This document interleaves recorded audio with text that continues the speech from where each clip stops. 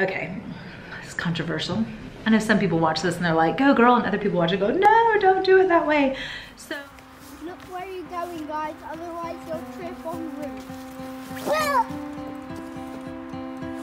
Come on.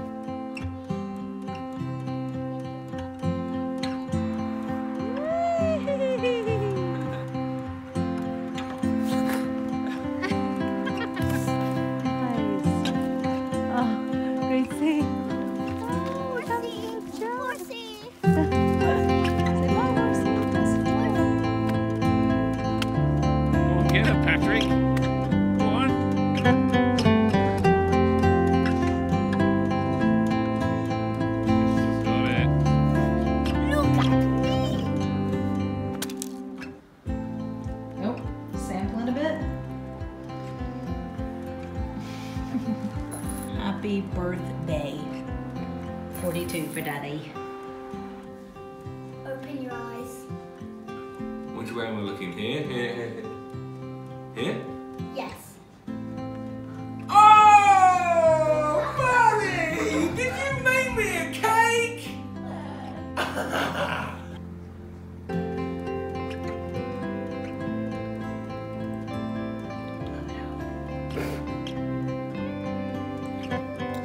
Matchtastic.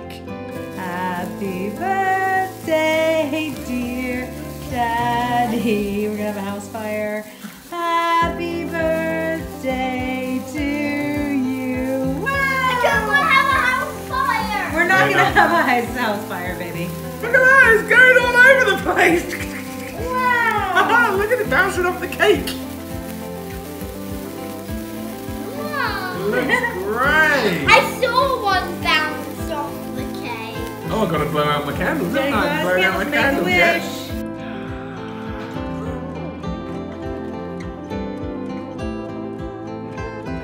yeah. Now my turn. Hi guys, welcome back to my channel. In this week's video, we are going to be talking about week 27 and 28 of my IVF pregnancy. For those of you who are new, hello, my name's Eileen. I am pregnant with our little beautiful science baby after a successful first round of IVF, which is so incredible. We are so lucky. And this all comes after 7 pregnancy losses, trying to have a second child. We have a son, Patrick, already, who is just over 5 years old, had him naturally, no problems. So to say that the last 3 years has been a roller coaster show would be an understatement. I was 28 weeks yesterday, so this is a 27-28 week update. So another big milestone. For those of you that don't know, if I went into labor today, the baby would have an incredible chance of survival, and this just makes it that much more real that it's happening. We've made it. I have no idea how, but we are going to have our beautiful little rainbow baby soon, and I cannot wait. So a few things that are new. Well, first and foremost, my size. I just feel like I've gotten so big so fast, and it's really, the baby is sitting really low. It's so strange. I was saying to Andy last night, he travels for work a bit, and I'm like, I don't know, like after the next few weeks, if you want to do any traveling, because I think this baby might come early because I feel so big. A lot harder to get up from a seated position if I'm sitting low to the ground. Playing with Patrick, I just lose my energy so quickly. The baby app that I use tells me that the week 28 size of my baby is the size of a head of lettuce, or if we want to movie and TV props. If you follow me on Instagram, you saw this, I posted it yesterday. My baby is the size of Dorothy's ruby red slippers in The Wizard of Oz. Who knew? And if you want to go 80s or 90s nostalgia, my baby's the size of the clear landline phone that we all used to love when we were young. It's so random that they have this, but I think it's hilarious. Anyway, we have an appointment on Wednesday with our doctor to see how the baby is progressing, and I'm really anxious to see what he says due to my gestational diabetes diagnosis, if he can see if the baby is growing faster than it should be. And in that appointment, we are going to start thinking about and discussing our birth plan. Rainbows and unicorns and butterflies, she's gonna give birth. So, Okay, it's controversial. I know some people watch this and they're like, go girl, and other people watch it and go, no, don't do it that way. Andy and I have been having a few discussions about having a natural birth or having an elective C-section. In Switzerland, because it's a private insurance structure, having an elective C-section is an option, and especially with my gestational diabetes, it could be something that we could plan for if the baby starts to look like it's really big. I have to be honest, I genuinely don't know which one I want to go with at this point. It's really weird. Just to give you some history and background, when I had Patrick, I was in labor naturally for 36 hours. It was not a walk in the park. When I did finally have an epidural, it only took on one side. From that standpoint, I'm like, maybe a C-section would be good, completely recognizing it is major surgery. The recovery is a lot longer. I know all the kind of the statistics and stuff around that. On the flip side, total masochist. I'm like, this is the last time I'm gonna have a baby. Do I wanna have that I'm in labor excitement that the baby's coming versus, oh, okay, our appointment's at 2 today to go have our baby. That's the weird headspace I'm in. Oddly, I'm not really in the which is gonna hurt more, which recovery is worse. It's more, what kind of experience do I wanna have when I have the baby, which is kind of strange. Genuinely haven't made any decisions, but we are thinking about it. The pros for a C-section for us, because we are in Switzerland, we don't have family super close by, and for family who's watching, I know you've all offered to come over, which is lovely, but we don't have family close by, and to be honest, we kind of want that first initial few days after we have the baby to just be our family unit so Patrick can adjust to being a family of 4. So we've kind of brought it on ourselves that we won't have people here immediately. It would be nice to know, okay, this is when it's happening so we can kind of plan for friends to come over and hang out with Patrick and maybe do the school run to pick him up, and it's not as much frantic running around if I go into labor. Or let's say I go into labor at like 2 o'clock in the morning. I'm gonna have to be on the phone with my friend. Hey, sorry, it's 2 o'clock in the morning. Do you mind just popping over so you can be here when Patrick wakes up in the morning? There's a lot of unknowns, and Andy and I are both kind of planners, so that's kind of a vote for the C-section. I'm totally no judgments with how people give birth to their children. Like, do your thing all day long. Like, have it in the hospital, knocked up on drugs, have a C-section, or have it like as fairies dance around you and you're chewing on granola naturally under a tree. I don't care. So that's why I don't feel strongly one way or another for us. It's just gonna be whatever works best. So that's kind of, that went on a bit too long, but you see what I'm saying. So we're gonna talk to the doctor about that on Wednesday and see what we think is best for us. One more thing to mention, which I think I've mentioned in other videos, the hospital is about a 35-40 minute drive from here. So I could have had the baby more locally. You've seen in some of my videos, my miscarriage videos, sadly, that I've been to the hospital super local here, but it doesn't have an ICU, intensive care unit, for babies in it. And the hospital where we are going does. Patrick was in the ICU for about 3 days when he was born, so I feel really strongly I want that to be in the building. If you're interested in my birthing experience with Patrick in the United Kingdom, I did a podcast interview a few weeks ago, the Birth Abroad podcast, and I will link that below if you want to have a listen to that. It was quite the story. Quite the story. Quite the long labor. I don't know what this is. Ooh, but it feels good on my back. Oh, that feels good.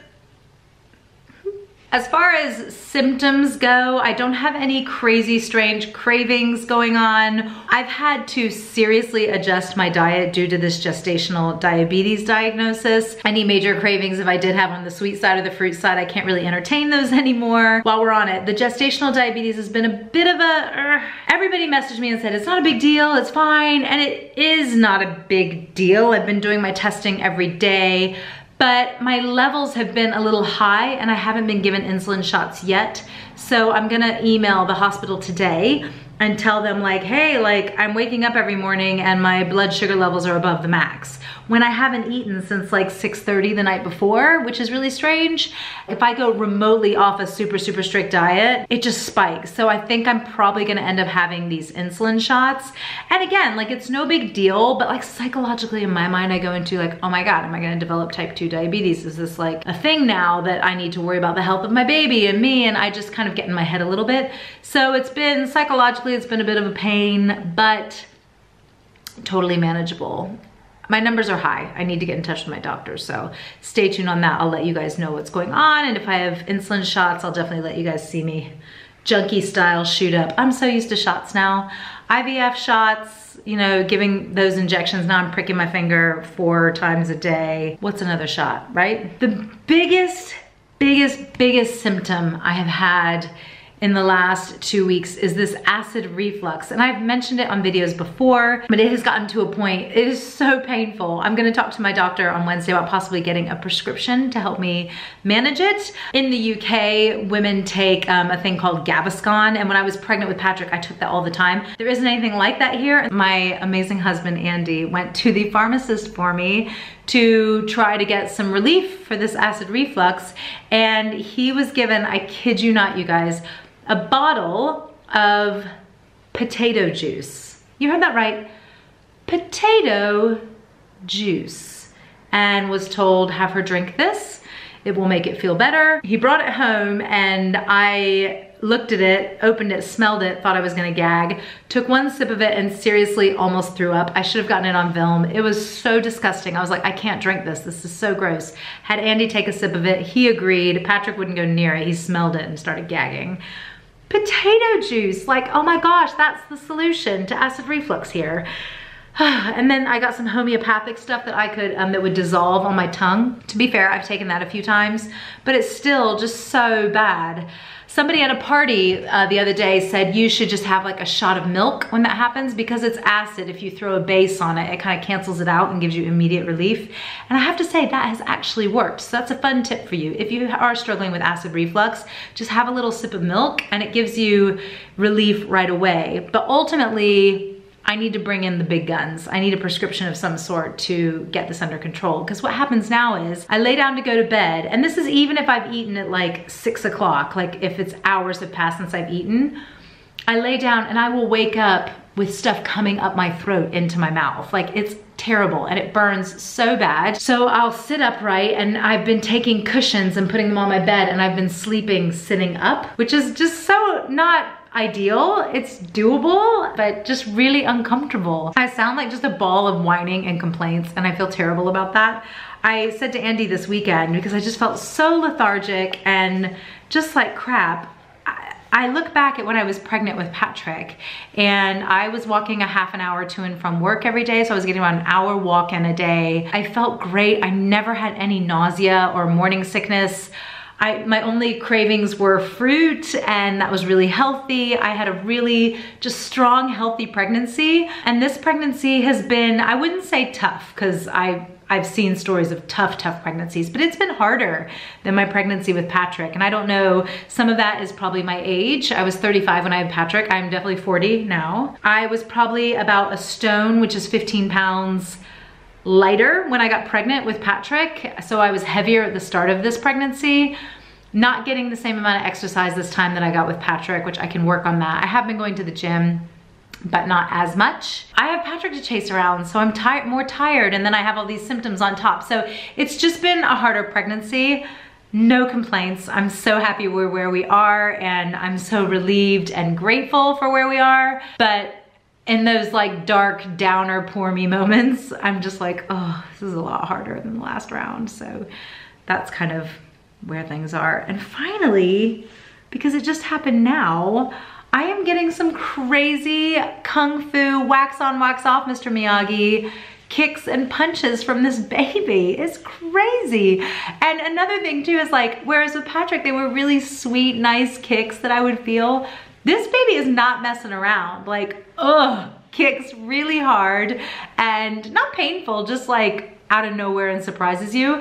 And they're kind of like either at the top of my stomach or like down close to my pelvis, which is like, it's hard to explain, but it's like nauseating. It's really weird. My husband and I have been watching Cheer on Netflix, which is so good. If you haven't seen it, oh my gosh, Navarro, yes. So good, highly recommend. We've been watching that, and I've been like laying back while we watch it, and it's just like all of a sudden I get this crazy kick in my pelvis. I just got one now, just had one now. It's so weird. It's literally like around my pelvic bone. So crazy. So I'm gonna talk to the doctor about that too and see what the position of the baby is, because I don't think it's definitely not head down yet, unless it's like head butting me on my pelvis. That concludes week 27 and week 28. It's moving fast, guys. It's moving fast. We're having a baby. So crazy. I really appreciate you guys stopping by. If you would like, you can follow me over on Instagram. I'm at Eileen Vincett and I post updates there daily. Also too, think about subscribing because we're gonna have a baby and then it'll be baby updates. And then it's like check yourself before you wreck yourself, fitness, lose the weight updates. And then who knows where the channel will go. No more sad news here, hopefully. We're moving on to the next phase of the channel and I'm gonna be doing an 80s dance while we do that. I'll talk to you guys soon. Have an awesome day. Take care. Bye.